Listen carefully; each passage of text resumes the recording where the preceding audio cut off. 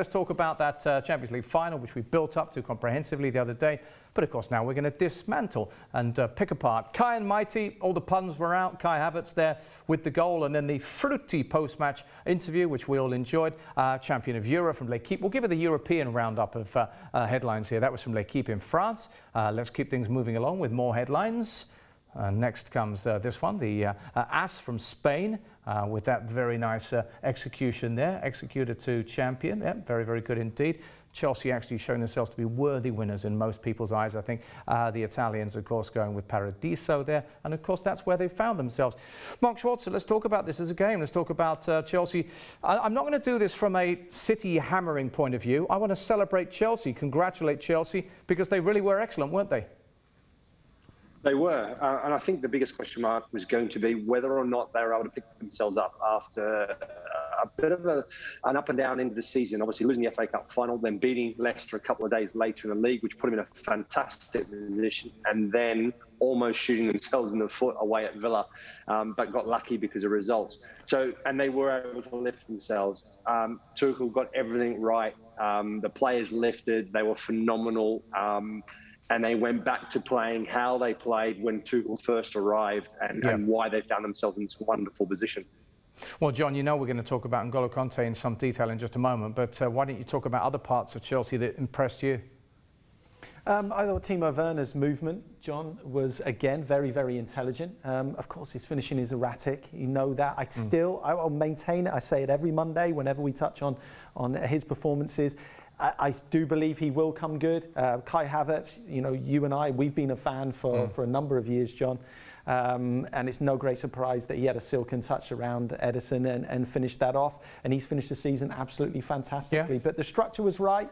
And there's a suffocating game. There weren't many gaps available to the progressive players, shall we say. Yeah. But it was enthralling. Tactical game. Yeah, good final. Darren, tell us this as well. I mean, I think we all did. I leaned towards City, but I noticed that as we got closer and closer to kickoff, there were quite a lot of people saying City are going to stroll this. I mean, that seemed a bit odd to me. I have to admit, I actually was in the City camp, so I've got to put my hands up. They had done so well. They'd been beaten in the semi-final by Chelsea, and it looked like this was the stage for Pep Guardiola to get his reward. But, you know, I'm going to defer very much to Mark here, because I think defences win you trophies, they win you titles. And if you look at the Chelsea back six even, they replaced the goalkeeper, decisive in the summer. They brought in Thiago Silva, a winner from PSG after they let him go prematurely. How they must be ruining that decision. And I just think the stats, they came into the final having conceded just 4 goals with Manchester City. They are the foundations you win trophies on. I know, John, you just looked at the offensive area of the pitch, but it's the back. They are the heroes for me.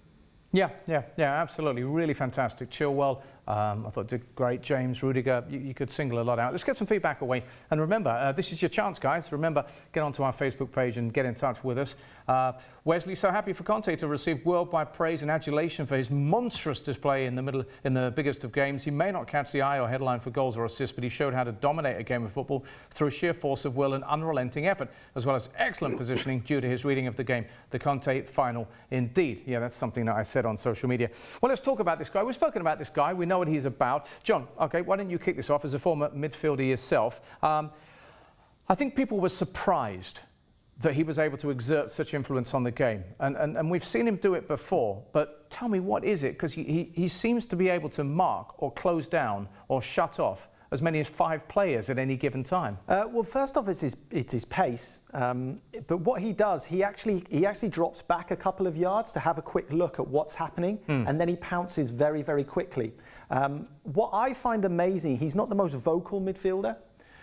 So the players around him have to keep an eye on him, because, especially in this game, he's always on the front foot. He was always on the front foot. He was always looking to close down. Yeah. So if you're not in tune, if you don't know what he's going to do, if he gets the ball played around him, then you've got a big problem, especially against a side like City. Yep. So I thought his supporting cast were absolutely brilliant, and they were giving him the opportunity to get on that front foot and close down.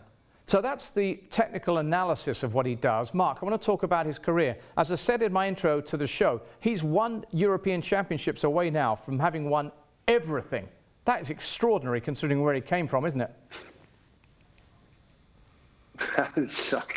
All I can do is laugh when I see it. And I do it with the greatest respect, because it's just, I don't think you could write a better story. I don't think you could dream up a better storyline for any movie you were going to create, or you would certainly believe it's completely unrealistic. But this guy has been phenomenal, and like we said, goes about it without really any fanfare, just does his job and does it unbelievably well. All right then, so I suppose when he does something like this, you have to start looking, it's the modern way, Darren, at awards, individual honours, don't you? And there'll be those talking about him in that context. I'm just interested in this contribution here. Can you think in recent times of a more dominant individual performance in a major final? No, I can't. And I think it's the energy. And it's wonderful that players have noted him rather than one of the more spectacular players, one of the forward players who tend, or the playmakers who tend to get the adulation. There's a wonderful stat, in the Champions League in March, Kanté recovered possession of the ball 13 times against Atletico Madrid.